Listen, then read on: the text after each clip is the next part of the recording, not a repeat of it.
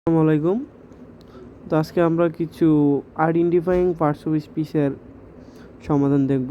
এখানে ১ নাম্বার যে প্রশ্নটা দেয়া আছে যে আমরা নাউন তো জানি কোনো কিছুর নামকে নাউন বলে।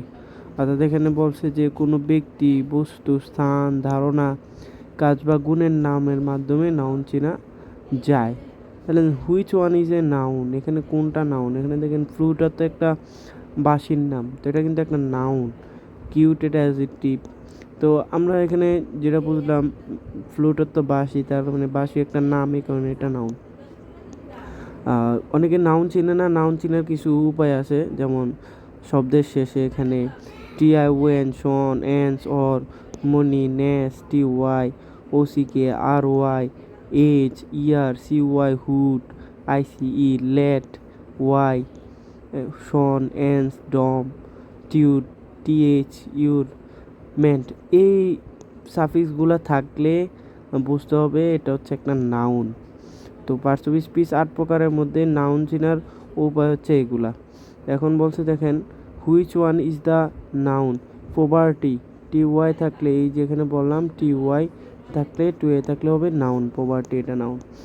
পেশেন্স, এখানে পেশেন্স সিই আছে, তাহলে এটাও একটা নাউন। দেখেন এই patience is a virtue, here the word patience কি, তাহলে পেশেন্স একটা নাউন, যেহেতু এটা শব্দের শেষে সিই আছে। তারপরে দেখেন ফাংশনের মাধ্যমে কিছু কিছু বিষয় আছে যারা নাউনের কাজ করে থাকে, যেমন সাবজেক্ট হিসেবে নাউন বসতে পারে, যেমন রিডিং। রিডিংটা এখানে ভার্বের সাথে আইএনজি হয়েছে, কিন্তু এটা যখন সাবজেক্ট অবস্থানে থাকবে এটা নাউন হয়ে যাবে। তার অবজেক্ট হিসাবে নাউন, অবজেক্টের অবস্থানে নাউন হতে হবে, যেমন উই এনজয় ওয়াচিং টিভি। এখানে উই সাবজেক্ট, এনজয় ভার্ব, ভার্বের পরে থেকে অবজেক্ট, তাহলে ওয়াচিং, ওয়াচ থেকে ওয়াচিং, এটা এখন নাউন হয়ে গেছে।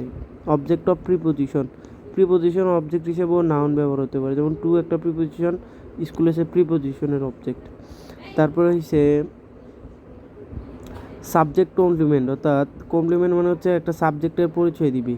হি ইজ এ স্টুডেন্ট, তাহলে এখানে হি ইকুয়াল স্টুডেন্ট, তাহলে এখানে স্টুডেন্ট হচ্ছে একটা নাউন। তারপরে অবজেক্ট কমপ্লিমেন্ট, অবজেক্টের পরিচয় দিবে। উই মেড হিম ক্যাপ্টেন, তাহলে আমরা ক্যাপ্টেন, উই ইকুয়াল ক্যাপ্টেন না, হিম ইকুয়াল ক্যাপ্টেন, আমরা তাকে ক্যাপ্টেন বানিয়েছিলাম। তাই হিম এখানে উই সাবজেক্ট, মেড ভার্ব, হিম হইছে অবজেক্ট। তো অবজেক্টের আরেকটা নাউন আছে অবজেক্ট, এটা হচ্ছে ক্যাপ্টেন নাউন। তো এটা হচ্ছে অবজেক্ট কমপ্লিমেন্ট।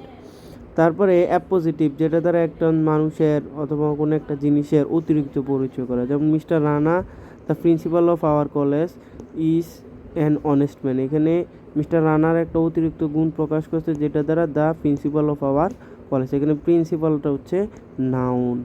তারপরে এখানে আশা করি বুঝতে পারছেন সকলে। এখন আবার নাউন হিসাবেও কিন্তু জিরান্ট হিসাবে কিন্তু নাউন ব্যবহার হতে পারে, যেমন জিরান্ট মানে হচ্ছে ভার্বের সাথে আইনজি। প্লিজ স্টপ রাইটিং, স্টপ একটা ভার্ব, পরে ভার্বের পরে থাকে অবজেক্ট, এখানে রাইটিং, রাইটিং হয়েছে নাউন অর্থাৎ gerund. Adjective as noun, adjective যখন নাউন হিসেবে ব্যবহার হয়, এটা কখন? এটা হচ্ছে যখন অ্যাজেক্টিভের সামনে দা থাকবে তখন এটা নাউন হয়ে যায়, কমন নাউন, প্লুরাল হয়ে যায়।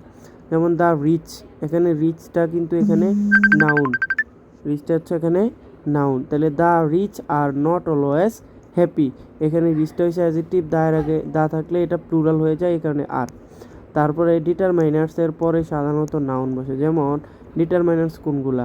ডিটারমাইনার সাম বয়েস, সাম হচ্ছে ডিটারমাইনার।